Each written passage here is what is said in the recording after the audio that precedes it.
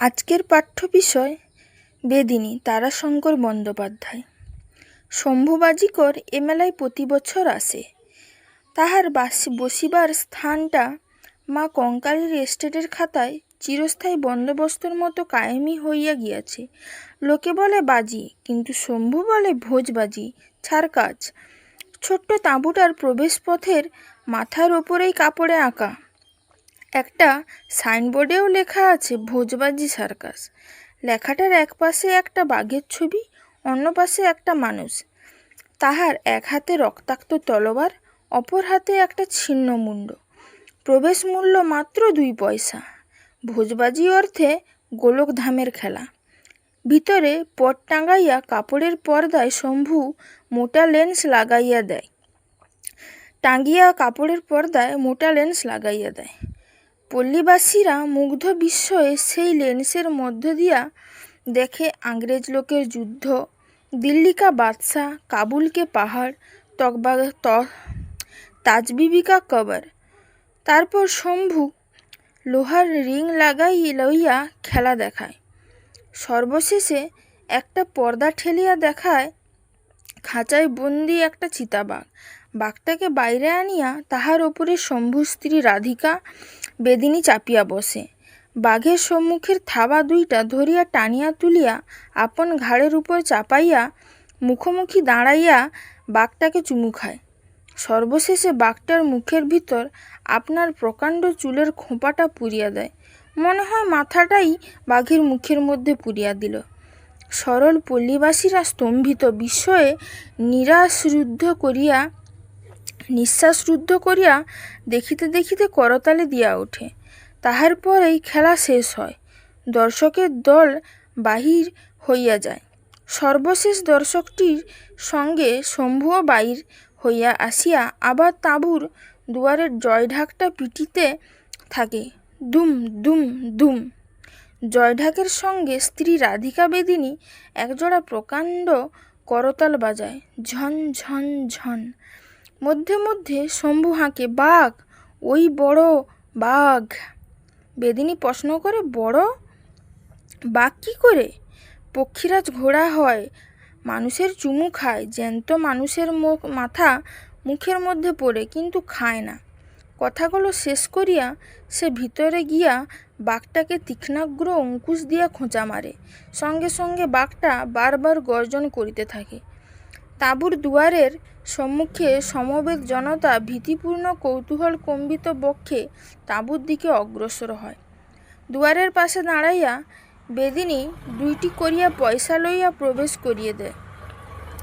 এছাড়াও বেদিনী নিজের খেলা আছে। তাহার আছে একটা ছাগল, 2টা বাঁদর আর গোটাকতক সাপ। সকাল হইতেই সে আপনার ঝাঁপি লইয়া গ্রামে বাহির হয়। গৃহস্থের বাড়ি বাড়ি খেলা দেখাইয়া গান গাইয়া উপার্জন করিয়া আনে। এবার শম্ভু কঙ্কালীর মেলায় আসিয়া ভীষণ ক্রুদ্ধ হইয়া উঠিল। কোথা হইতে যে একটি বাজির তাঁবু আসিয়া বসিয়া গিয়াছে, তাহার জন্য নির্দিষ্ট জায়গাটা অবশ্য খালি পড়িয়া আছে, কিন্তু এ বাজির তাঁবুটা অনেক বড় এবং কায়দাকরণে অনেক অভিনত্ব আছে। বাইরে 2টা ঘোড়া, একটা গরুর গাড়ির ওপর একটা খাঁচা রাখিয়াছে, নিশ্চয়ই উহাতে বাঘ আছে। গরুর গাড়ি 3খানা নামাইয়া শম্ভু নতুন তাঁবুর দিকে মর্মান্তিক হিংস্র দৃষ্টিতে চাহিয়া দেখিল। তারপর অশ্রুসভরা নিম্নকণ্ঠে বলিল, শালা। তাহার মুখ ভীষণ হইয়া উঠিল। শম্ভুর সমগ্র আকৃতির মধ্যে একটা নিষ্ঠুর হিংস্র ছাপ যেন মাখানো আছে। ক্রূর, নিষ্ঠুর, তাপপরিব্যঞ্জক। একধারায় উগ্র তামাটে রং আছে। শম্ভুর দেহবর্ণ সেই উগ্র তামাটে আকৃতি দীর্ঘ। সর্বাঙ্গে একটা শ্রীহীন কঠোরতা। মুখ কপালের নিচেই একটা খাঁজ, সাপের মতো ছোট ছোট গোল চোখ। তাহার উপর সে দন্তুর।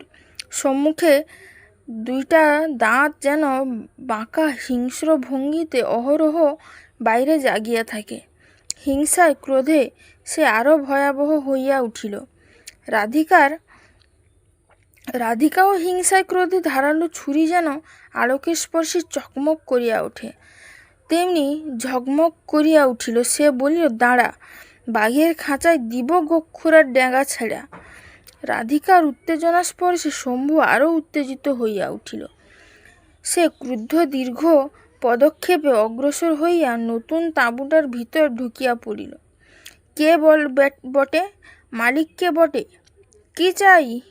তাঁবুর ভিতর আর একটা ঘরের পর্দা ঠেলিয়া বাহির হইয়া আসিল একটা জোয়ান পুরুষ, 6 ফিটের অধিক লম্বা, শরীরের প্রতি অবয়বটি সবল এবং দৃঢ়, কিন্তু তবুও দেখিলে চোখ জুড়াইয়া যায়।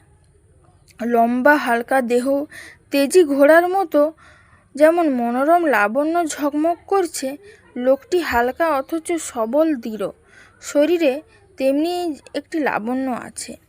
রং কালোই, নাকটি লম্বা টিকালো, চোখ সাধারণ, পাতলা ঠোঁট দুইটির ওপর তুলি দিয়ে আঁকা গোঁফের মতো একজোড়া গোঁফ সুচাগ্র করিয়া পাক দেওয়া, মাথায় বাবরি চুল, গলায় কারে ঝুলানো একটি সোনার ছোট চাকা তক্তি। সে আসিয়া শম্ভুর সম্মুখে দাঁড়াইল। দুজনেই দুজনকে দেখিতেছিল। কি চাই? নতুন বাজিকর আবার প্রশ্ন করিল। কথার সঙ্গে সঙ্গে মদের গন্ধে শম্ভুর নাকের নিচে বায়ুস্তর ভুরভুর করিয়া উঠিল। শম্ভু খপ করিয়া ডান হাত দিয়া তাহার বাঁ হাতটা চাপিয়া ধরিল, বলিল, এ জায়গা আমার, আমি আজ 5 বৎসর এইখানে বসছি। ছোকরাটি খপ করিয়া আপন ডান হাতে শম্ভুর বাঁ হাত চাপিয়া ধরিল।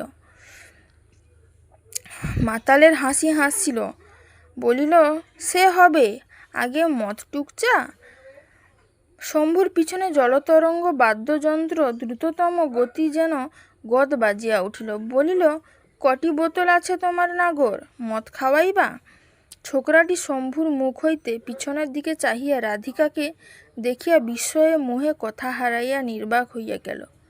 কালো সাপিনীর মতো ক্ষীণতনু দীর্ঘানী বেদিনীর সর্বাঙ্গে যে মাদকতা মাখা, তাহার ঘন কুঞ্চিত কালো চুলের মাঝখানে সাদা সুতার মতো সিঁথিতে তাহার ঈষৎ বঙ্কিম নাকে টানা টানা অর্ধ নিমীলিত ভঙ্গির মদির দৃষ্টি, দুইটি চোখে সূচালো চিবুকটিতে সর্বাঙ্গে মাদকতা। সে যেন মদিরার সমুদ্রে স্নান করিয়া উঠিল। মাদকতা তাহার সর্বাঙ্গ বাহিয়া ঝরিয়া ঝরিয়া পড়িতেছে। মহুয়া ফুলের গন্ধ যেমন নিঃশ্বাস ভরিয়া দেয়, মাদকতা বেদিনীর কালো রূপও তেমনি চোখে ধরাইয়া দেয় একটা নেশা। শুধু রাধিকাই নয়, এই বেদে জাতির মেয়েদের এটা একটা জাতিগত রূপ বৈশিষ্ট্য। এই বৈশিষ্ট্য রাধিকার রূপে একটা প্রতীকের সৃষ্টি করিয়াছে, কিন্তু মোহময় মাদকতার মধ্যে আছে খুরের মতো ধারার ইঙ্গিত, চারিদিকে হিংস্র তীক্ষ্ণ উগ্রতার আভাস। মোহমত্ত পুরুষকেও থমকাইয়া দাঁড়াইতে হয়, ভয়ের চেতনা জাগাইয়া তোলে, বুকে ধরিলে হৃৎপিণ্ড প্রচণ্ড ছিন্ন ভিন্ন হইয়া যাইবে। রাধিকার খিলখিল হাসি থামে নাই। সে নতুন বাজিকরের বিস্ময়বিহ্বল নীরব অবস্থা দেখিয়া আবার বলিল, বাঘ হারা হয়ে গেলে যে নাগরের। বাজিকর এবার হাসিয়া বলিল, বেদের বাচ্চা গো আমি, বেদের ঘরে মদের অভাব, এসো। কথা সত্য, এই জাতিরই মদ কখনো কিনিয়া খায় না। উহারা লুকাইয়া চোলাই করে, ধরাও পড়ে, জেলেও যায়, কিন্তু তা বলিয়া স্বভাব কখনো ছাড়ে না। শ্মশান বিভাগের নিকট পর্যন্ত ইহাদের এই অপরাধটা অতি সাধারণ হিসাবে লঘু হইয়া দাঁড়াইয়াছে। শম্ভু বুকখানা নিঃশ্বাসে ভরিয়া এতখানি হইয়া উঠিল। আহ্বানকারীও তাহার স্বজাতি, নতুবা সে রাধিকার দিকে ফিরিয়া কঠিন দৃষ্টিতে চাহিয়া বলিল, তুই আসলি কেন এখানে? রাধিকা এবারও খিলখিল করিয়া হাসিয়া বলিল, মরণ তোমার, আমি মদ খাব নাই। তাঁবুর ভিতরে ছোট্ট একটা প্রকোষ্ঠের মধ্যে মদের আড্ডা বসিল। চারিদিকে পাখির মাংসের টুকরা টুকরা হাড়ের কুচি ও একরাশি মুড়ি ছড়াইয়া পড়িয়া আছে। একটা পাতায় এখনও খানিকটা মাংস, আর একটা কতকগুলা মুড়ি, পেঁয়াজ, লঙ্কা, খানিকটা নুন। 2টি খালি বোতল গড়াইতেছে, একটা বোতল অর্ধ সমাপ্ত, বিশ্বস্ত বাসা। এই বেদের মেয়ের পাশেই নেশায় অচেতন হইয়া পড়িয়া আছে। মাথার চুল ধুলায় রুক্ষ, হাত দুইটা মাথার উপর দিয়া ঊর্ধ্ববাহুর ভঙ্গিতে মাটির ওপর লুণ্ঠিত। মুখে তখনও মদের ফেনা বুদবুদের মতো লাগিয়া রইয়াছে। হৃষ্টপুষ্ট শান্তশিষ্ট চেহারার মেয়েটি। রাধিকা তাহাকে দেখিয়া আবার খিলখিল করিয়া হাসিয়া উঠিল, বলিল, তোমার বেদিনী ই যে কাটা কলা গাছের পাড়া পড়েছে গো। নতুন বাজিকর হাসিল। তারপর সে স্থলিতপথে খানিকটা অগ্রসর হইয়া একটা স্থানে আলগা মাটি সরাইয়া দুইটা বোতল বাহির করিয়া আনিল। মদ খাইতে খাইতে যাহা বলিবার বলিতেছিল নতুন বাজিকর আর রাধিকা। শম্ভু মত্ততার মধ্যেও গম্ভীর হইয়া বসিয়াছিল। প্রথম পাত্র পান করিয়া রাধিকা বলিল, কি নাম গো তোমার বাজিকর? নতুন বাজিকর কাঁচা লঙ্কা খানিকটা দাঁতে কাটিয়া বলিল, নাম শুনিলে গালি দিবা আমাকে বেদিনী। কেনে? নাম বটে কিষ্ট বেদে, গালি দিব কেনে? তোমার নাম যে রাধিকা বেদিনী তাই বলছি। রাধিকা খিলখিল করিয়া হাসিয়া গড়াইয়া পড়িল। পরক্ষণেই সে আপনার কাপড়ের ভিতর হইতে ক্ষিপ্র হস্তে কি বাহির করিয়া নতুন বাজিকরের গায়ে ছুঁড়িয়া বলিল, এই কালিয়া দমন করো দেখি কিষ্ট। শম্ভু চঞ্চল হইয়া পড়িল, কিন্তু কিষ্টবেদে ক্ষিপ্র হাতে আঘাত করিয়া সেটাকে মাটিতে ফেলিয়া দিল। একটা কালো কেউটের বাচ্চা। আহত সর্পশিশু হিসিস গর্জনে মুহূর্তে ফণা তুলিয়া দংশনোন্নত হইয়া উঠিল। শম্ভু চিৎকার করিয়া উঠিল, আ কামা! অর্থাৎ বিষদাঁত এখনও ভাঙা হয় নাই। কিষ্ট কিন্তু ততক্ষণে তাহার মাথাটা বাঁ হাতে চাপিয়া ধরিয়া হাসিতে আরম্ভ করিয়া দিয়াছে। হাসিতে হাসিতে সে ডান হাতের ট্যাগ হইতে ছোট্ট একটা ছুরি বাহির করিয়া দাঁত দিয়া খুলিয়া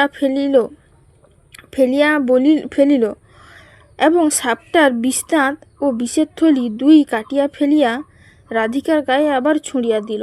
রাধিকাও বাঁ হাতে সাপটাকে ধরিয়া ফেলিল, কিন্তু রাগে সে মুহূর্ত পূর্বেই ওই সাপটার মতোই ফুলিয়া উঠিল। বলিল, আমার সাপ তুমি কামাইলা কেন? কিষ্ট বলিল, তুমি যে বললা গো দমন করতে, বলিয়া সে আবার হাহা করিয়া হাসিয়া উঠিল। রাধিকা মুহূর্তে আসন ছাড়িয়া উঠিয়া তাঁবু হইতে বাহির হইয়া গেল। সন্ধ্যার পূর্বেই নতুন তাঁবুতে আজ হইতেই খেলা দেখানো হইবে। সেখানে নতুন সমারোহ পড়িয়া গিয়াছে। বাহিরে মাচা বাঁধিয়া সেটার ওপর বাজনা বাজিতেছে আরম্ভ করিয়াছে। একটা পেট্রোম্যাক্স আলো জ্বলিবার উদ্যোগ হইতেছে। রাধিকা আপনার ছোট তাঁবুটির বাহিরে আসিয়া দাঁড়াইল। তাহাদের খেলার তাঁবু এখনো খাটানো হয় নাই। রাধিকার চোখ দুইটি হিংস্রভাবে যেন জ্বলিতেছিল। শম্ভু নিকটেই একটা গাছতলায় নামাজ পড়িতেছিল। আরও একটু দূরে একটা গাছের পাশে নামাজ পড়িতেছে কেষ্ট। বিচিত্র জাত বেদেরা। জাতি জিজ্ঞাসা করিলে বলে বেদে, তবে ধর্মে ইসলাম, আচারে পুরা হিন্দু।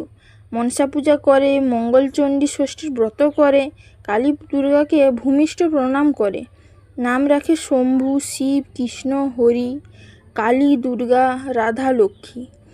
হিন্দু পুরাণ কথা ইহাদের কণ্ঠস্থ। এমনি আরেকটি সম্প্রদায় পট দেখাইয়া হিন্দু পুরাণ গান করে। তাহারা নিজেদের বলে পটুয়া। বিপুল চিত্রগড়ের জাতি। বিবাহ আদান প্রদান সমগ্রভাবে ইসলাম সম্প্রদায়ের সঙ্গে হয় না, নিজেদের এই বিশিষ্ট সম্প্রদায়ের মধ্যে আবদ্ধ। বিবাহ হয় মোল্লার নিকট ইসলামী পদ্ধতিতে। মরিলে পোড়ায় না, কবর দেয়।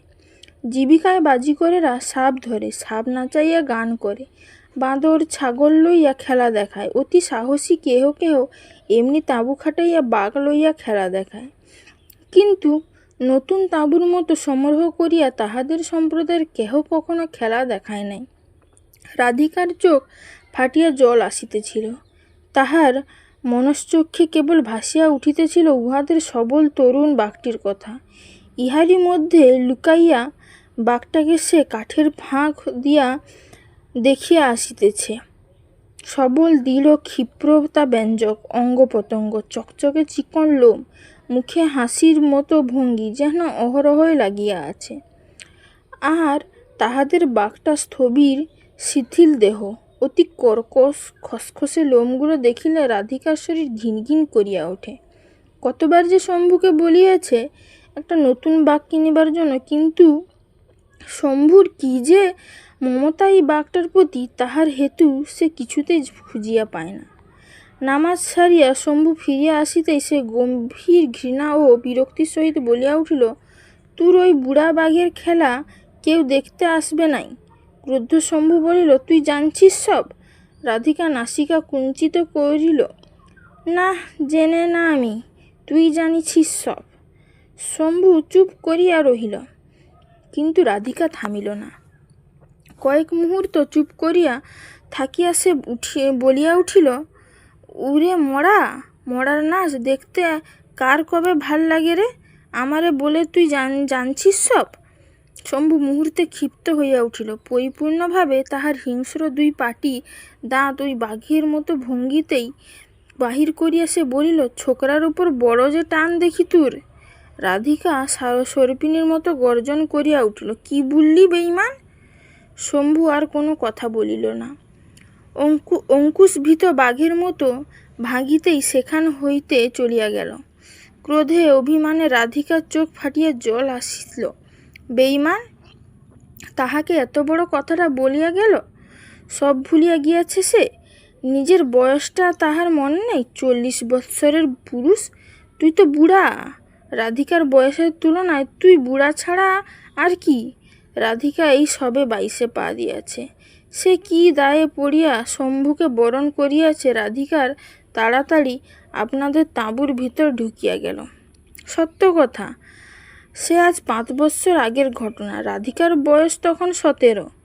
তাহারও 3 বৎসর পূর্বে শিবপদ বেদের সহিত তাহার বিবাহ হইয়াছিল। শিবপদ ছিল রাধিকার চেয়ে বৎসর 3 বড়। আজও তাহার কথা মনে করিয়া রাধিকার দুঃখ হয়। শান্ত প্রকৃতির মানুষ, কোমল মুখশ্রী, বড় বড় চোখ। সে চোখের দৃষ্টি যেন মায়াবীর দৃষ্টি। সাপ, বাঁদর, ছাগল এসবে তাহার আসক্তি ছিল না। সে করিত বেতের কাজ, ধামা বুনিত, চেয়ার পালিশের কাজ করিত, ফুলের শৌখিন সাজি তৈয়ার করিত। তাহাতে তাহার উপার্জন ছিল গ্রামের সকলের চেয়ে বেশি। তাহারা স্বামী স্ত্রীতে বাহির হইত। সে কাঁধে ভার বইয়া লইয়া যাইত তাহার বেতের জিনিস, রাধিকা লইয়া যাইত তাহার সাপের ঝাঁপি, বাঁদর, ছাগল। শিবপদ সঙ্গে আরও একটি যন্ত্র থাকিত। তাহার কোমরে গোঁজা থাকিত বাঁশের বাঁশি। রাধিকা যখন সাপ নাচাইয়া গান গাইত, শিবপদ রাধিকার স্বরের সহিত মিলাইয়া বাঁশি বাজাইত। ইহা ছাড়াও শিবপদের আর একটা কত বড় গুণ ছিল। তাহাদের সামাজিক মজলিসে, বৃদ্ধদের আসরেও তাহার ডাক পড়িত। অতি ধীর প্রকৃতির লোক শিবপদ, এবং লেখাপড়াও কিছু কিছু নিজের চেষ্টায় সে শিখিয়াছিল। এই জন্য তাহার পরামর্শ প্রবীণেরাও গ্রহণ করিত। গ্রামের মধ্যে সম্মান কত তাহার! আর সেই শিবপদ ছিল রাধিকার কৃতদাসের মতো। টাকা কড়ি সব থাকিত রাধিকার কাছে। তাঁতে বোনা কালো রঙের জমির ওপর সাদা সুতার ঘন ঘন ঘরকাটা শাড়ি পরিতে রাধিকা খুব ভালোবাসিত। শিবপদ 12 মাস সেই কাপড়ই তাহাকে পরাইয়াছে। এই সময় কোথা হইতে 10 বৎসর নিরুদ্দেশ থাকার পর আসিল এই শম্ভু। সঙ্গে একটা বাঘ, একটা ছেঁড়া তাঁবু, আর এক বিগত যৌবনা বেদিনী। বাঘ ও তাঁবু দেখিয়া সকলের তাক লাগিয়া গেল। রাধিকা প্রথম যেদিন শম্ভুকে দেখিল, সেদিনের কথা তাহার আজও মনে আছে। সে এই উগ্র পিঙ্গলবর্ণ ও উদ্ধত দৃষ্টি, কঠোর বলিষ্ঠ দেহ মানুষটিকে দেখিয়া বিস্মিত হইয়া গিয়াছিল। শম্ভুও তাহাকে দেখিতেছিল মুগ্ধ বিস্ময়ের সহিত। সেই প্রথম ডাকিয়া বলিল, এই বেদিনী, দেখি তোর সাপ কেমন। রাধিকার কি যে হইয়াছিল! সে ফিক করিয়া হাসিয়া বলিয়াছিল, শখ যে খুব, পয়সা দিবা? বেশ মনে আছে, শম্ভু বলিয়াছিল পয়সা দিব না, তোর সাপ দেখালে আমি বাঘ দেখাবো। বাঘ? রাধিকা স্তম্ভিত হইয়া গিয়াছিল। কে লোকটা? যেমন অদ্ভুত চেহারা তেমনি কেমন অদ্ভুত কথা। বলে বাঘ দেখাইবে। সে তাহার মুখের দিকে তীক্ষ্ণ দৃষ্টিতে চাহিয়া বলিয়াছিল, সত্যি বলছ? বেশ, দেখো আগে আমার বাঘ দেখো। সে তাহাকে তাঁবুর ভিতর লইয়া গিয়া সত্যি বাঘ দেখাইয়াছিল। রাধিকা সবিস্ময়ে তাহাকে প্রশ্ন করিয়াছিল, এই বাঘ নিয়া তুমি কি করো? লড়াই করি, খেলা দেখাই। হ্যাঁ, দেখবি তু? বলিয়া সঙ্গে সঙ্গেই সে খাঁচা খুলিয়া বাঘটাকে বাহির করিয়া তাহার সামনেই দুই হাতে ধরিয়া বাঘের সহিত মুখোমুখি দাঁড়াইয়াছিল। বেশ মনে আছে রাধিকা? আছে। রাধিকা বিস্ময়ে হতবাক হইয়া গিয়াছিল। শম্ভু বাঘটাকে খাঁচা ভরিয়া রাধিকার সম্মুখে দাঁড়াইয়া বলিয়াছিল, তুই এইবার সাপ দেখা আমাকে। রাধিকা সে কথার উত্তর দেয় নাই। বলিয়াছিল, ওটা তোমার পোষ মেনেছে? হি হি করিয়া হাসিয়া শম্ভু সবলে তাহাকে জড়াইয়া ধরিয়া বলিয়াছিল, হি বাঘিনী, পোষ মানাইতেই আমি ওস্তাদ আছি। কি যে হইয়াছিল রাধিকার এক বিন্দু আপত্তি পর্যন্ত করে নাই। দিন কয়েক পরে সে শিবপদের সমস্ত সঞ্চিত অর্থ লইয়া শম্ভুর তাঁবুতে আসিয়া উঠিয়াছিল। চোখের জলে শিবপদ বুক ভাসিয়া গিয়াছিল। কিন্তু তাহাতে রাধিকার মমতা হওয়া তো দূরে থাক, লজ্জা হওয়া তো দূরে থাক, ঘৃণায় বিদ্রাগে তাহার অন্তর রিডি করিয়া উঠিয়াছিল। রাধিকার মা বাপ গ্রামের সকলে তাহাকে ছিছি করিয়াছিল, কিন্তু সেসব গ্রাহ্যই করে নাই। সেই রাধিকার আনিত শিবপদের অর্থই শম্ভুর এই তাঁবু ও খেলার অন্য সরঞ্জাম কেনা হইয়াছিল। সে অর্থ আজ নিঃশেষ হইয়া আসিয়াছে। দুঃখেই দিন চলে আজকাল। শম্ভু যাহা রোজগার করে সবই নেশায় উড়াইয়া দেয়, কিন্তু রাধিকা একটি দিনের জন্য দুঃখ করে নাই। আর বেঈমান কি না এই কথা বলিল। সে একটা মদের বোতল বাহির করিয়া বসিল। ওদিকে নতুন তাঁবুতে আবার বাজনা বাজিতেছে। দোসরা দফার খেলা আরম্ভ হইবে। মদ খাইয়া রাধিকা হিংস্র হইয়া উঠিয়াছিল। ওই বাজনার শব্দে তাহার সমস্ত অন্তরটা যেন জ্বালা করিয়া উঠিল। উহাদের তাঁবুতে নিশীথ রাত্রে আগুন ধরাইয়া দিলে কেমন হয়? সহসা তাহাদের তাঁবুর বাহিরে শম্ভু ক্রুদ্ধ উচ্চ কণ্ঠস্বর শুনিয়া সে মত্ততার উপর উত্তেজিত হইয়া বাহিরে আসিল। দেখিল শম্ভুর সম্মুখে দাঁড়াইয়া কৃষ্ট। তাহার পরনে ঝকঝকে সাজ পোশাক, চোখ রাঙা। সেই তখন কথা বলিতেছিল। কেনে, ইতে দোষ কি হলো? তোমরা বসে রইছ, আমাগর খেলা হচ্ছে, খেলা দেখবার নেওতা দিলাম, তা দোষ কি হলো? শম্ভু চিৎকার করিয়া উঠিল, খেল দেখাবেন খেলোয়াড়ি আমার অপমান করতে আসছিস তুই? কৃষ্ট কি বলিতে গেল, কিন্তু তাহার পূর্বেই উত্তেজিত রাধিকা একটা ইট কুড়াইয়া লইয়া সজোরে তাহাকে লক্ষ্য করিয়া ছুঁড়িয়া বসিল। অব্যর্থ লক্ষ্য, কিন্তু কৃষ্ট অদ্ভুত। সে ইটটা বলের মতো লুফিয়া ধরিয়া ফেলিল, তারপর লুফিতে লুফিতে চলিয়া গেল। বিস্ময়ে রাধিকা সামান্য কয়টা মুহূর্তের জন্য যেন স্তম্ভিত হইয়া গিয়াছিল। সে ঘোর কাটাইতেই সে বর্ধিত উত্তেজনায় আবার একটা ইট কুড়াইয়া লইল। শম্ভু তাহাকে নিবৃত্ত করিল।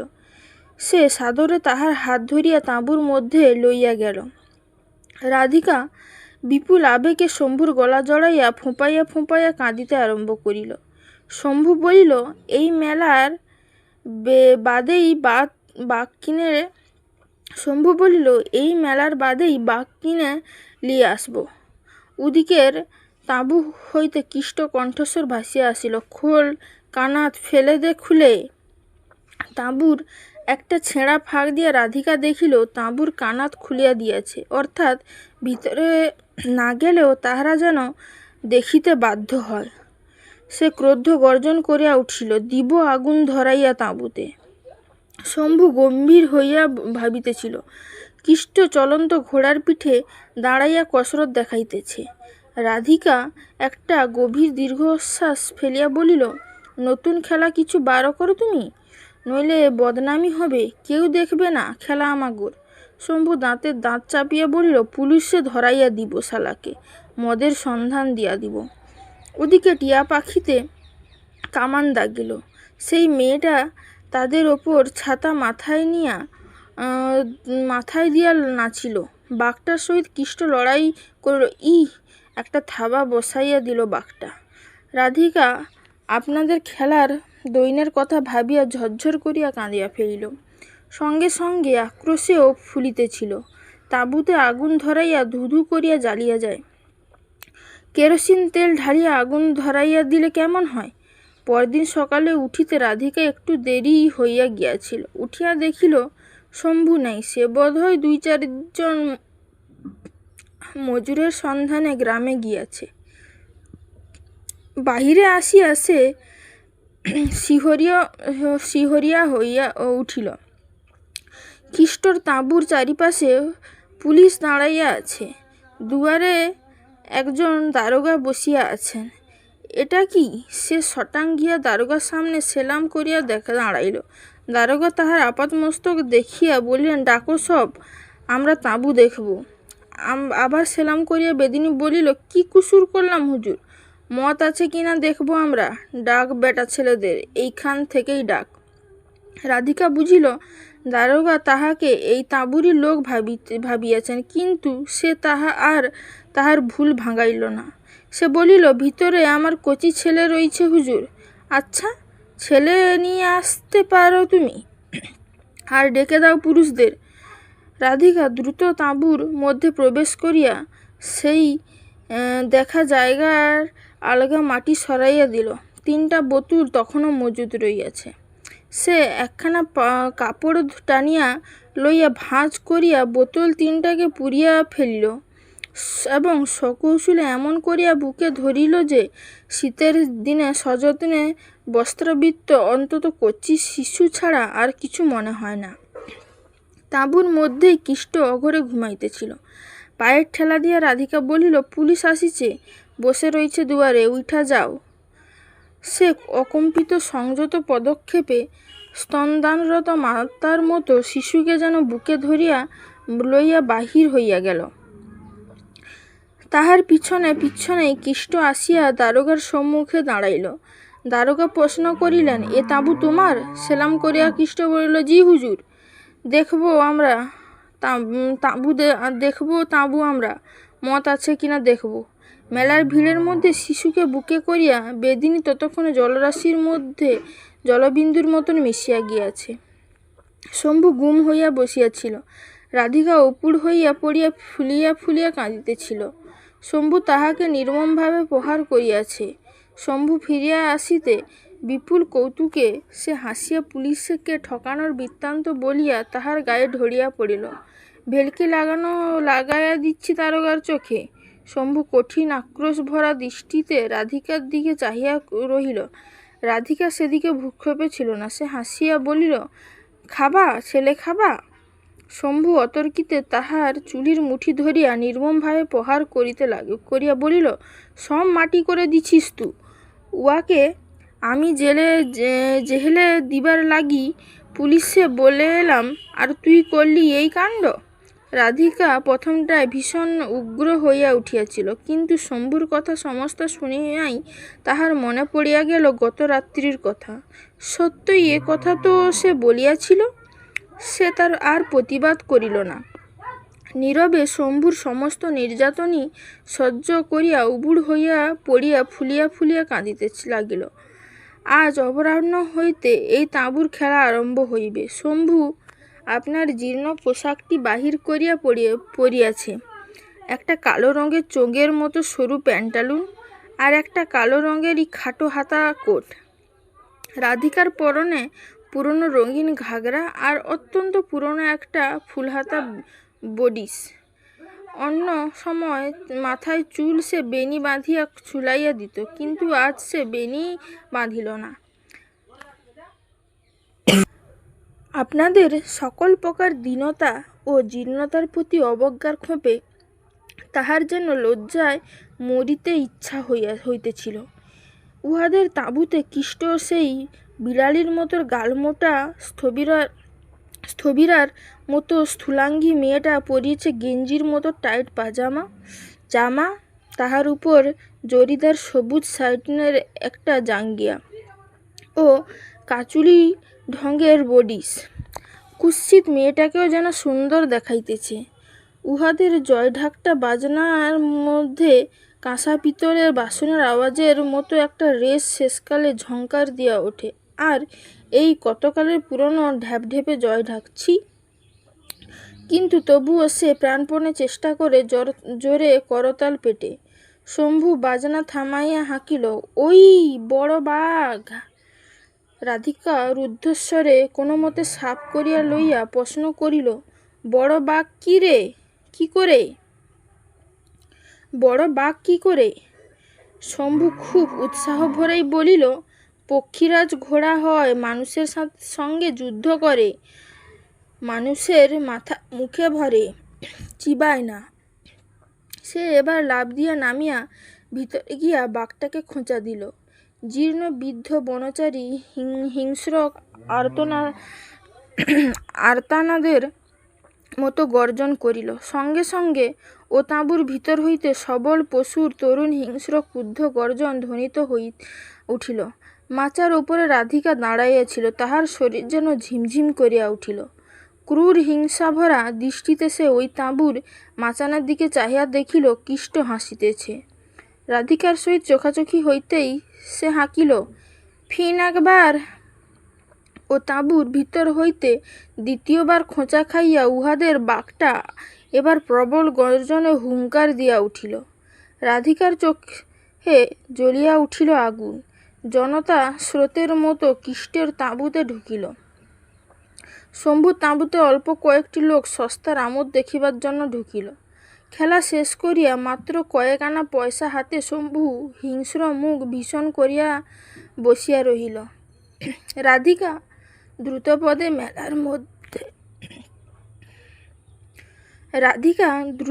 মেলার মধ্যে বাহির হইয়া গেল। কিছুক্ষণ পরেই সে ফিরিল একটা কিসের টিন লইয়া। শম্ভু বিরক্তি সত্ত্বেও সবিষয়ে প্রশ্ন করিল, কি ওটা? কেরাচিন, আগুন লাগাইয়া দিব উহাদের তাঁবুতে। পুরা পেলুম নাই, দুশের কম রইছে। তাহার চোখ জ্বলিতেছে। শম্ভুর চোখও হিংস্র দীপ্তিতে জ্বলিয়া উঠিতেছিল। সে বলিল, লিয়ে আয় মদ। মদ খাইতে খাইতে রাধিকা বলিল, দাউ দাউ করে জ্বলবেক যখন। সে খিলখিল করিয়া হাসিয়া উঠিল। সে অন্ধকারের মধ্যে বাইরে আসিয়া দাঁড়াইল। ওই তাঁবুতে তখনও খেলা চলিতেছে।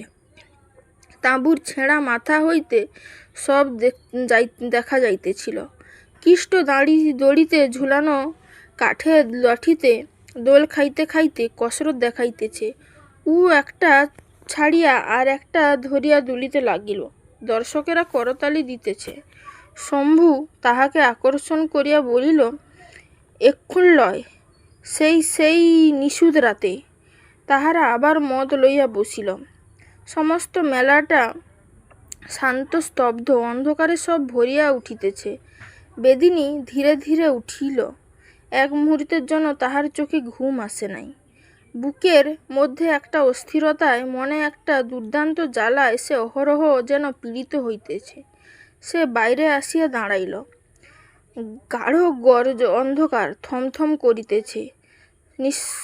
সমস্ত নিস্তব্ধ। সে খানিকটা এদিক হইতে ওদিক পর্যন্ত ঘুরিয়া আসিল। কেহ কোথাও জাগিয়া নাই। সে আসিয়া তাঁবুতে ঢুকিল। ফস করিয়া একটা দেশলাই জ্বালিল। ওই কেরোসিনের টিনটা রহিয়াছে। তারপর শম্ভুকে ডাকিতে গিয়া দেখিল, সে শীতে কুকুরের মতো কুণ্ডলি পাকাইয়া অঘরে ঘুমাইতেছে। তাহার ওপর ক্রোধে ঘৃণায় রাধিকার মন ছিছি করিয়া উঠিল। অপমান ভুলিয়া গিয়াছে, ঘুম আসিতেছে। সে শম্ভুকে ডাকিল না। দেশলাইটা চুলের খোঁপায় গুজিয়া টিন হাতে লইয়া একাই বাহির হইয়া গেল। ওই পিছন দিক হইতে দিতে হইবে।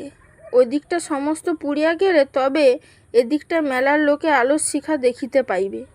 ক্রূর হিংস্র সাপিনীর মতোই সে অন্ধকারের মধ্যে মিশিয়া সনসন করিয়া চলিয়াছিল। পিছনে আসিয়া টিনটা নামাইয়া সে হাঁপাইতে আরম্ভ করিল। চুপ করিয়া বসিয়া সে খানিকটা বিশ্রাম করিয়া লইল। বসিয়া থাকিতে থাকিতে তাঁবুর ভিতর একবার দেখিয়া লইবার জন্য সে কানাতটা সন্তর্পণে ঠেলিয়া বুক পাতিয়া মাথাটা গলাইয়া দিল। সমস্ত তাঁবুটা অন্ধকার। সরীসৃপের মতো বুকে হাঁটিয়া বেদিনী ভিতরে ঢুকিয়া পড়িল। খোপার ভিতর হইতে দেশলাইটা বাহির করিয়া ফস করিয়া একটা কাঠি জ্বালাইয়া ফেলিল। তাহার কাছেই এই যে কিষ্ট এখানে অসুরের মতো পড়িয়া অঘরে ঘুমাইতেছে। রাধিকার হাতে কাঠিটা জ্বলিতে লাগিল। কিষ্টর কঠিন সুশ্রী মুখে কি সাহস! ওই বুকখানা কি চওড়া, হাতের পেশিগুলো কি নিটোল, তাহার আশেপাশে ঘোড়ার খুরের দাগ। ছুটন্ত ঘোড়ার পিঠে কিষ্ট নাচিয়া ফেরে। এই যে কাঁধে সদ্য ক্ষতচিহ্নটা, এই দুর্দান্ত সবল বাঘটার নখের চিহ্ন। দেশলাইটা নিবিয়া গেল। রাধিকার বুকের মধ্যে তোলপাড় করিয়া উঠিল, যেন যেমন করিয়াছিল শম্ভুকে প্রথম দিন দেখিয়া। না, আজিকার আলোড়ন তাহার চেয়েও প্রবল। উন্মত্তা বেদিনী মুহূর্তে যাহা করিয়া বসিল তাহা স্বপ্নেরও অতীত। সে উন্মত্ত আবেগের কিষ্টর সবল বুকের উপর ঝাঁপ দিয়া পড়িল। কিষ্ট জাগিয়া উঠিল, কিন্তু চমকাইল না। ক্ষীণ নারীতনুখানি সবল আলিঙ্গনে আবদ্ধ করিয়া বলিল, কে, রাধি? তাহার মুখ চাপিয়া ধরিয়া রাধিকা বলিল, হাঁ, চুপ। কিষ্ট চুমাই চুমাই তার মুখ ভরিয়া দিয়া বলিল, দাঁড়া মদ আনি। না, চলো, উঠ, এক্ষুনি এইখান থেকে পালাই চল। রাধিকা অন্ধকারের মধ্যে হাঁপাইতেছিল। কিষ্ট বলিল, কোথা? হুই দেশান্তরে। দেশান্তরে? ই তাঁবু নাবু? থাক পড়ে, ওই শম্ভু লিবে, তুই উহা রাধিকে লিবা, উহাকে দাম দিবা না? সে নিম্নস্বরে খিল খিল করিয়া হাসিয়া উঠিল। উন্মুক্ত বেদিয়া, তাহার উপর চূড়ান্ত যৌবন। কিষ্ট দ্বিধা করিল না, বলিল, চল। চলিতে গিয়া রাধিকা থামিল, বলিল, দাঁড়াও। সে কেরোসিনের টিনটা শম্ভুর তাঁবুর ওপর ঢালিয়া দিয়া মাঠের ঘাসের উপর ছড়া দিয়া চলিতে চলিতে বলিল, চল। টিনটা শেষ হইতেই সে দেশলাই জ্বালিয়া কেরোসিন সিক্ত ঘাসে আগুন ধরাইয়া দিল। খিলখিল করিয়া হাসিয়া বলিল, মরুক বুড়া পুড়া।